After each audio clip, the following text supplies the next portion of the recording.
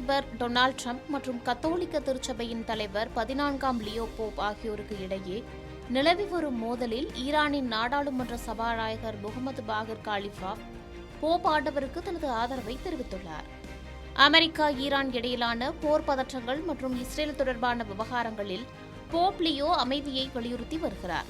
Pope Leo வெளியிட்ட அமைதிச் செய்தியில் Trump நிர்வாகத்தின் நடவடிக்கைகள் அச்சத்தை ஏற்படுத்துவதாக குறிப்பிட்டிருந்தார்.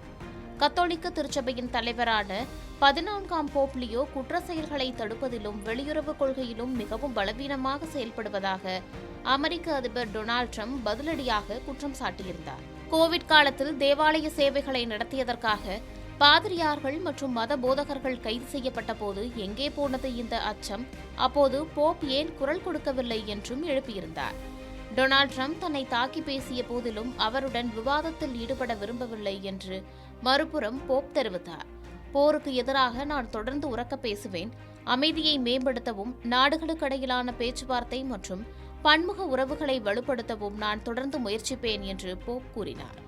இந்நிலையில் ஈரானிய சபாநாயகர் காலிபாப் தனது சமூக வலைதள பக்கத்தில் 14ஆம் போப் லியோவின் நிலைப்பாட்டை பாராட்டியுள்ளார்.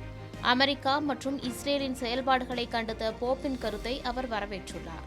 இதனை அச்சமற்ற நிலைப்பாடு எனவும் தெரிவித்துள்ளார்.